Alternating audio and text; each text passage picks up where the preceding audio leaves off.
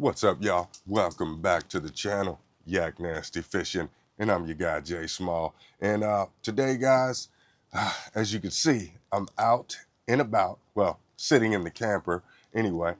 We have some windy conditions. We have rainy conditions out there, so I decided to shoot in here. Hopefully, the wind noise and rain isn't too loud for us, but yeah, I had to get out, get some fresh air, getting over this bug I had. So yeah, that explains all of this, guys. Also, I needed to get set up, re-spool lines. Okay, we have the Classic in a week. All right, 6 days to be exact till I'm at the Classic, my second time there, and it's a 2-day event. The River Runners Kayak Bass Club annual Classic at Pocomoke River, guys. If you were watching this channel last year at this time, yeah, I had a good time at the Classic. It was a very bittersweet ending to that one. All right, guys. But this year we're going back, and yeah, so I sat out here.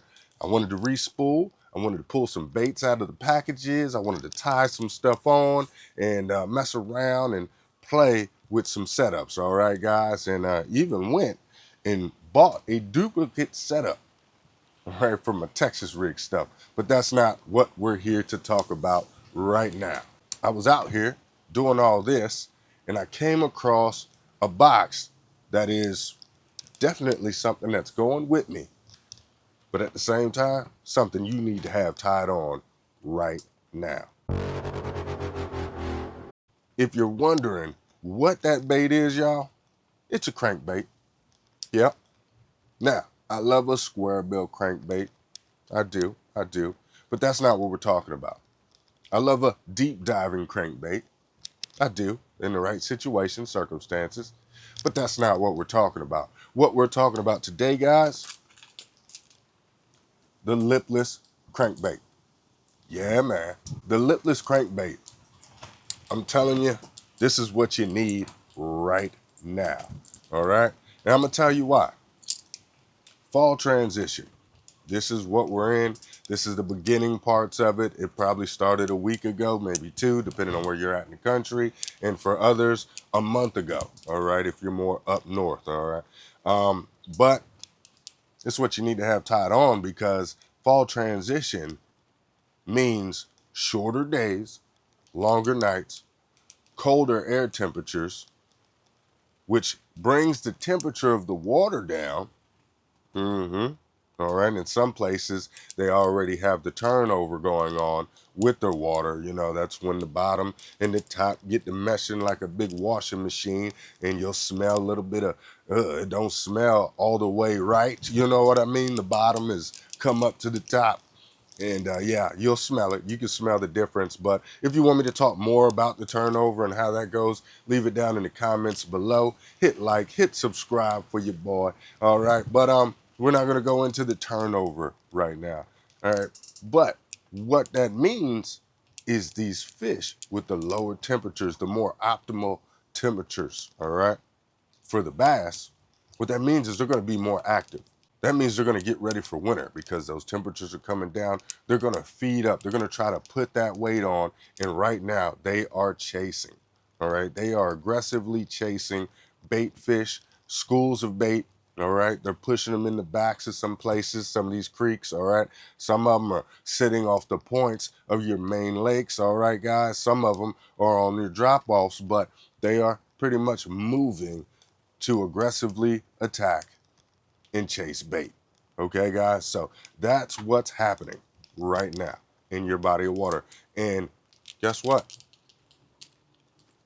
Your lipless crankbait comes in handy. All right.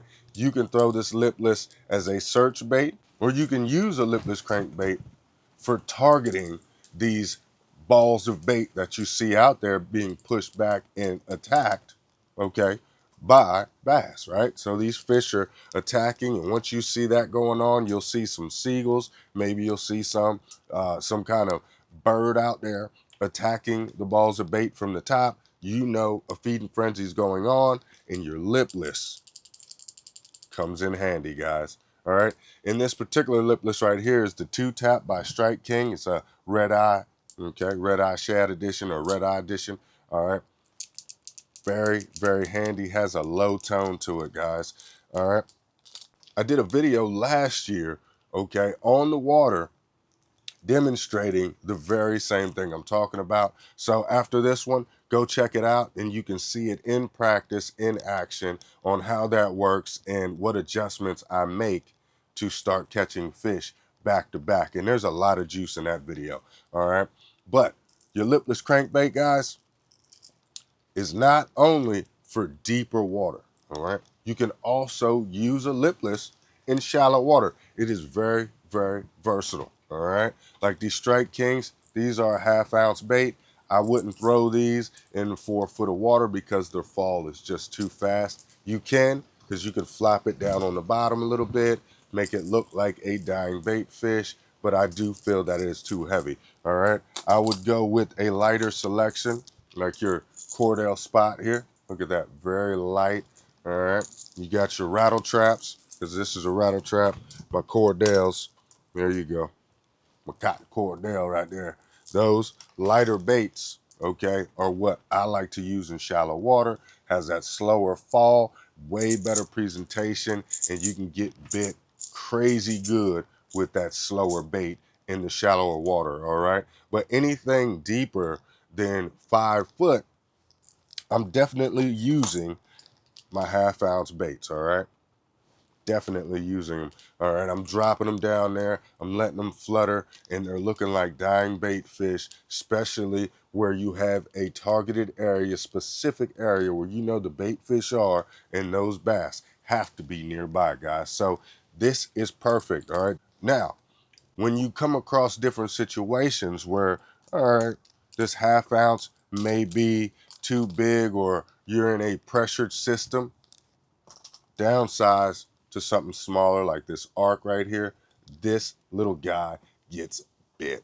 Oh my God, it is one of my favorite liplesses. And yeah, you hear that? Unique sound, all right? Not super high pitch, not very low tone, a little bit of mix of both right there, but you downsize and you will get bit, guys. So yeah, definitely start off with your half-ounce baits. All right, start off there.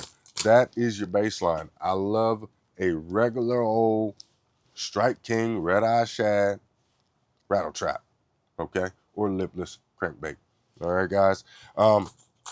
Another very good lipless is one Rapala makes. This guy right here. Look at that. Oh, man. The colors, awesome. Good crawl pattern on that guy right there. This thing is awesome. It's a little bit lighter than that half-ounce bait there, just a little bit. It throws very, very well. And this thing gets a bit. I like this on the rivers more so, okay, because we got the slower rivers here on the East Coast. They're not really rushing waters like smallies like to live in, but we do have the brown, slow water rivers, all right, guys, and this does, oh my God, it does a bang-up job there, all right, and in clear water, I do like to use the booyahs, all right, the booyahs, a little bit lighter, all right, but it's more natural. Look at that crawl pattern there, that brown translucent, with some red dots on there because you know the fish can see the red really, really well. And guess what, guys? I even have the teeny ones. Look how little that guy is, man. Golly. But yeah, that little rattle trap. All right. So I have a lot of lipless crankbaits because they work well. All right. And they're very, very versatile. And right now, they're chasing bait fish that matches the hatch. All you have to do is find the right color pattern for your body of water and man, go out and have a good time. All right. And some of the techniques of fishing the lipless crankbait is my number one technique, yo-yoing. All right. So when I'm yo-yoing, let's find this rod here. When I'm yo-yoing, I'm throwing it out there.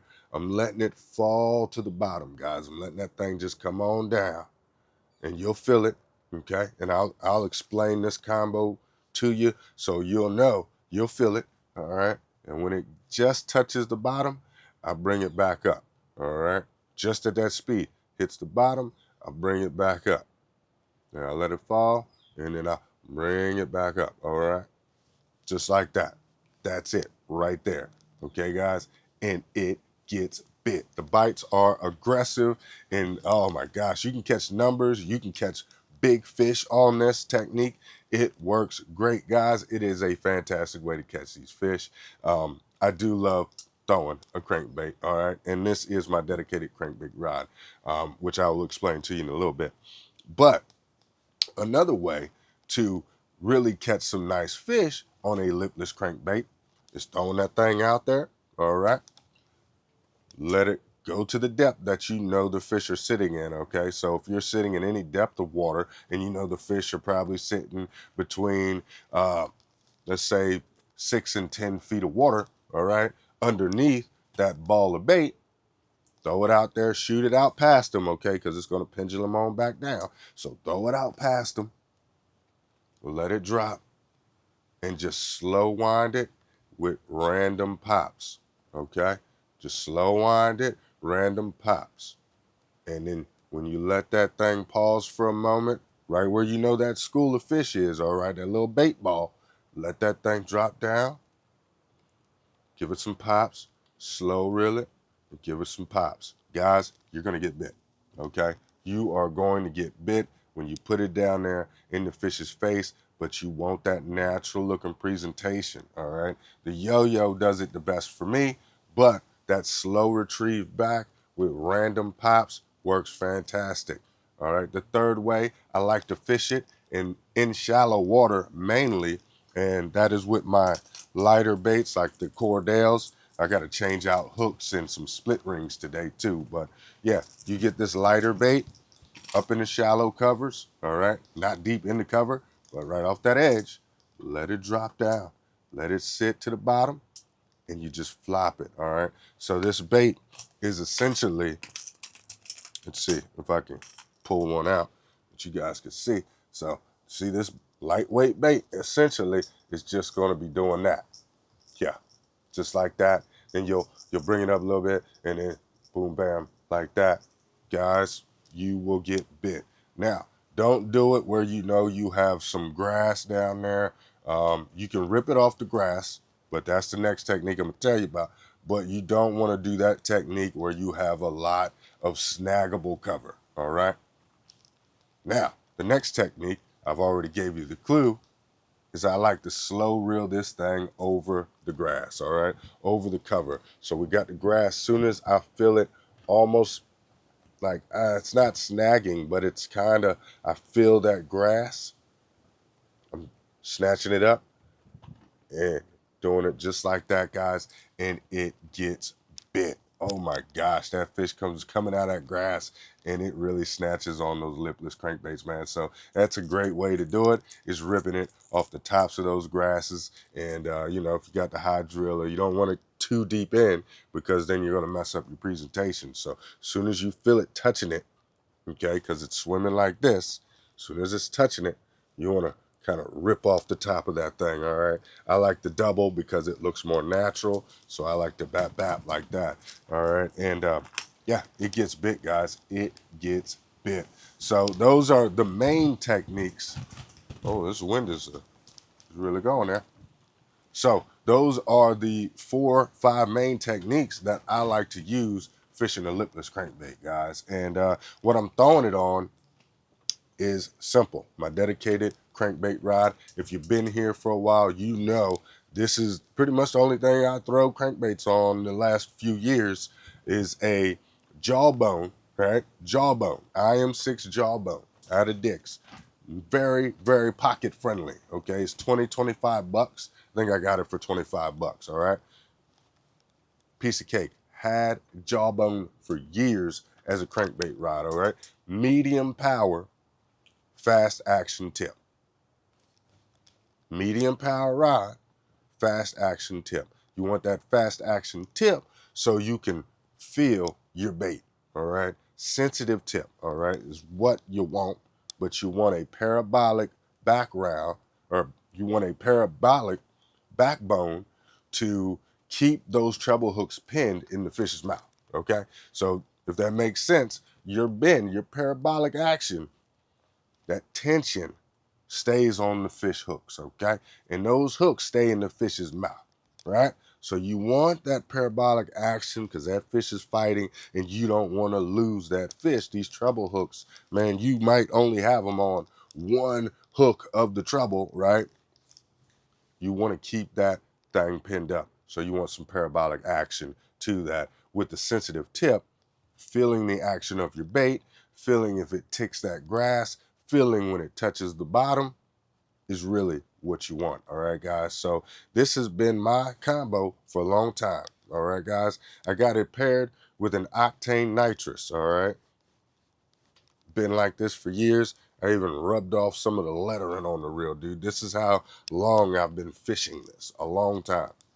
This combination works best for a crankbait, I feel. And it has pulled in 5-pounders and it is pulled in 2-pounders. This combo is awesome. I like it.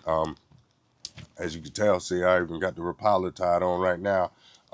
Yep, that's the Rip Rap, I think, the 5. Okay, guys. So, yeah, get that combo. Very budget friendly. I think the reel's 25, 30 bucks. I think the rod is 25 bucks. So, what, 50, 60 bucks. And you have a very efficient, effective combo for all your treble hook baits, like your crankbaits, your lipless, all right, your square bills, your crankbaits like that. Okay, as you can see, I had the Rapala tied on. Yeah, guys, get that, man. You okay? Your hybrid hunter, that throws a hybrid hunter really well as well. So all your crankbaits or your treble hooks like that, man, that combination is the best. Okay, that's what I've been using for years. And the line I got on that is a 30-pound Pro Line braid backing. All right. That's a whole mouthful. So 30-pound braid backing, all right, with a 12-pound Yozuri line leader, okay? This is what I use, Yozuri hybrid line. That is my main juice. Yeah, if you've been here for a while, you'll know that Yozuri hybrid line, 12-pound line, man, it tows the kayak. I've done so much with this line. I've demonstrated Yozuri hybrid line in so many different ways. It works well. It pulls in monsters, pulls in snakeheads, guys. That line is awesome. And yeah, it's lightweight, very, very durable.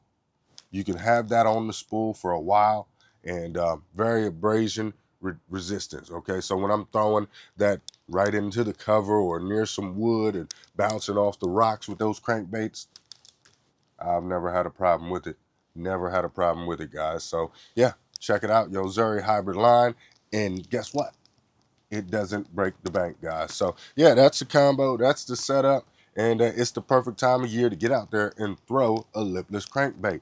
All right. And don't forget, if you check out the video I did last year on the water, showing you how this works in practice and the adjustments I had to make, guys, oh man, the juice in that video is crazy. It's about 3 different baits in there, but yeah, the juice, guys. Check out the juice. And yeah, with all that being said, guys, hit like, hit subscribe, leave a comment down below if you're fishing a lipless crankbait right now and how you're working that bait. So yeah, I hope you learned something. I hope you liked it.